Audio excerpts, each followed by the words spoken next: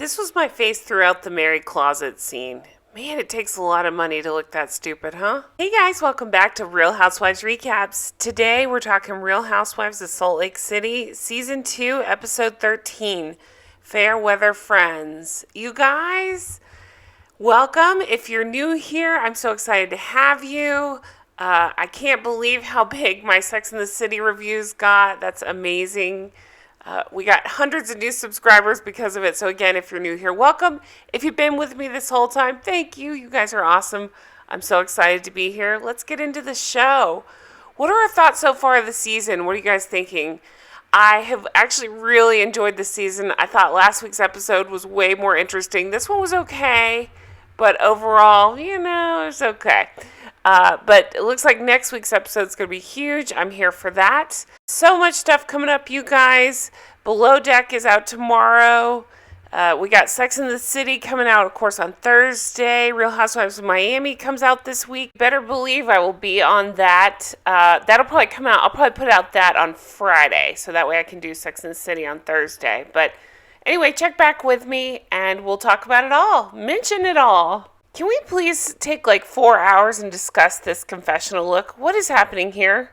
This is awful. This actually ranks up there as one of the worst confessional looks I think I've ever seen. I don't love to go after people's looks, but seriously, what's happening here? Did she do more to her lips and or face?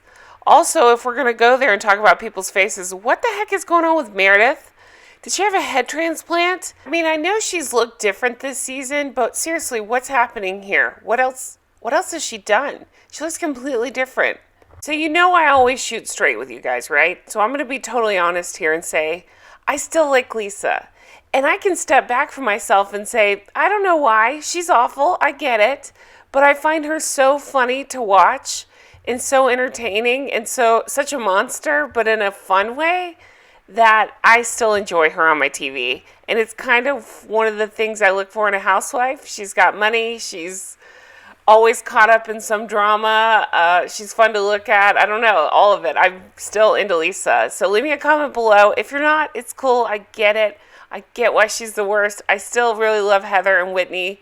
So the fact that she's going up against them, I don't love. But I don't know. I kind of love that she's dropping these grenades and then running away. But leave me a comment. Let me know if you're still into Lisa or if you just are not having her at all. So this part was honestly kind of boring. They're going back and forth. Mary's talking to Robert Sr. saying they don't trust her. And each one of the ladies is talking about why they don't trust her. You guys, I'm just waiting for the new documentary to come out on Mary. I need to know everything about this church, ? I'm seriously, it's just so fascinating to me. I'm dying to know what's going on behind the scenes. I'm waiting for the documentary. I wish it'd hurry up and come out. I do not love at all what Mary is doing to Whitney. I don't. And, I like Whitney, but I am not blindly following her. I understand why some people don't love her, but I don't love how Mary's coming after her. It's mean at this point. We'll get into that. Okay, so the ladies are getting texts from, P.S. real quick, did you guys notice that Lisa's background is Vita Tequila? Because of course it is. Why would it be her kids or her husband? I actually figured it'd be herself. But it's Vita Tequila, sure. Her husband says he's going to go grab a drink, and she's like, no, you're not going anywhere. And anyway, it's Jen and her new number. So she wants to see if they can meet for coffee or for lunch. Heather's the only one that says, yeah, let's do it. So they decide to go to the steakhouse. Lisa is saying, I don't feel like I know that much about Jen. I gotta be honest with you. Jen is one of the most annoying housewives in the history of housewives. To me, she's not even a fun annoying. She's just annoying. The screaming, I'm one that gets teared up, but she's over the top. She can't get a sentence out without crying about it, and it's only when it's about herself. Otherwise, she's screaming at people. It's not fun to watch. It's hard to watch. She's awful. If you didn't see her special, I did do a recap on that. Take a look at that. So many serious crimes she's being charged with. And you guys, there's this podcast I love. It's called The Bravo Docket. Highly recommend you find it. Listen to it. It's two Bravo fans who are attorneys, and they break down everything, like all the legal cases that are going on with all the different housewives, and they really go into her stuff, and it's fascinating and fun, and go listen to that when you're done with me. Okay, so Jen and Heather at this restaurant, and Heather's there for her. You know, that's something I'll give Heather. No matter what, she's there for people. I mean, I love that about her. I think that's really cool. I can't say that I would be in this case. I know. It depends on what kind of friend it is and how long we've been friends. But all the terrible things Jen said about Heather, a.k.a. calling her Shrek and everything else, just being nasty to her, and Heather's there for her. Jen's acting like she's going to remember this, and hey, Heather's a true friend, but I feel like the first time the wind changes, she's going to be like, oh, Heather sucks. She's the worst. She's Shrek, you know, whatever she says. We hear tragic, just awful stuff about what they did to Jen's kids. I wouldn't wish that on anybody. No kids deserve that. That's terrible. You guys, without sounding heartless, the only thing I could think about, though, was didn't Jen bring this upon the family? No, they didn't deserve, to be treated like that. But I have trouble feeling sorry for Jen. I feel sorry for her kids. I actually feel sorry for Sharif as well. And I know that's controversial because I don't feel sorry for Erica Jane. I feel like she knew. I don't know if Sharif knew. I'm hoping he didn't know. He probably knew, right? So with the crying and the weird voice she does while she's crying, it's just a lot. But the interesting, juicy tidbits we did get out of this conversation is she's still going with the Sharif got sick. She was on the way to go see him, and a white SUV pulls up, and she says she thinks she's being taken. And they were there from New York, and they're there to arrest her. They take her into a break room. They handcuffed her arm to a chair, she says. And Heather brings up, yeah, you didn't even have your attorney there. And she says, I didn't even feel like I needed an attorney. I didn't do anything. Okay. I just feel like it's all, hey, let me convince you guys at home and the cameras, and, that'll make it go away. They talk about she saw Stuart, and he looked at her and said, I'm sorry. And Heather brings up, well, what is he? Is he your business partner? And Jen says, no, we were not partners in any business. That's not what's been said the entire time you've been on this show, Jen. Remember, he's part of the Shah squad. He's like, I think he was touted as like her number one assistant. And there's a flashback to her saying what a good boss she is to him. So obviously they're in business together. Even if he's just working for her, they are in business together. Jen says, Stu has his own businesses he was running, nothing to do with me. That's convenient.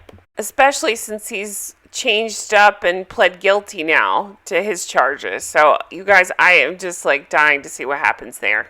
Okay, so going from one wild situation to another, let's go over to Whitney's house. You guys, I am always fascinated and curious about people's financial situations. And now I need to know everything about this financial situation. Whitney is talking to Justin about working on the rebrand and switching from Iris and Beau to Wild Rose and this photo shoot coming up. And it's just wild because apparently she spent half their savings and put it into this business. And he's worried about how to get that money back. It's revealed that she spent hundreds of thousands of dollars on this. I need to know everything. How much is this business bringing in? Why is she still wearing this Iris and Beau stuff if you're trying to rebrand? That comes up again later in the photo shoot. She ends up spending $20,000 on this photo shoot. So there's some money problems here, and I find it fascinating, and I'm here for it. And on to the most cringy, awful things you've ever seen in your life, we go to Mary's house. So Mary clearly is a hoarder and has a serious shopping addiction. She explains that, people hold on to people and they're attached to them. I haven't spoken to my mom in 20 years, so I'm attached to my clothes. I'm bonded to my things in my closet. It's the most sad, disgusting show of whatever this is. It's not even, you guys, it just doesn't make sense. There's so much crap everywhere. It makes my head spin. I can't handle it. The money she spent, the awfulness of it all, the brands, the logos, she was clearly miserable on the trip and even talking about getting home to her closet. This room would just send me into a depression like no other. It's so much stuff. It's everywhere. She can't wear all this stuff. Even the organizer is perplexed by all of this. It's just a lot going on. And I'm here for it because it's interesting, but my God, I couldn't live like this. And I'm sorry, but I don't think this house is that great. And she's got this crap everywhere. So I'm just like, where? I mean, I would say, where's all your money going? But we see where all her money going. It's right here in this awful stuff. It's just stuff. And what a terrible way to live. It gives me a visceral reaction just seeing all this. Okay, on to Meredith's face. So Meredith and Lisa have this meetup where they're going to ride horses.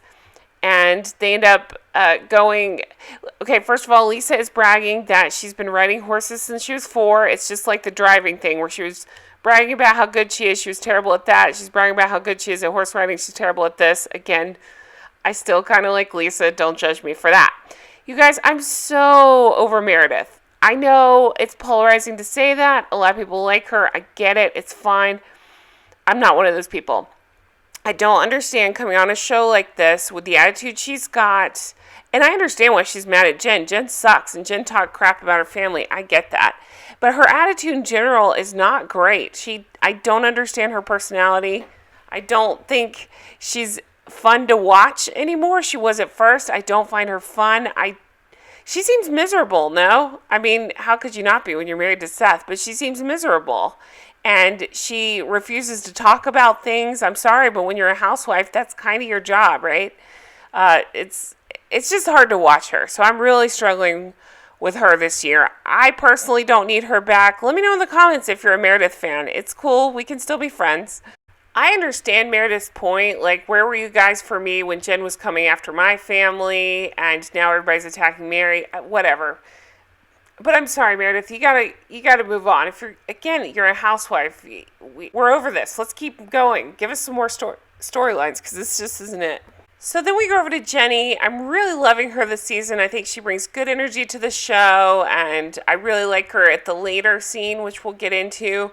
But here she's talking about how she wants to bring her Vietnamese culture and traditions and dishes to the group. So she's talking about in her culture when they have conflict, they sit down at the dinner table and they talk it all out. So she brings her daughter to this tasting. Her daughter is such a cutie, helping decide what, which food to have.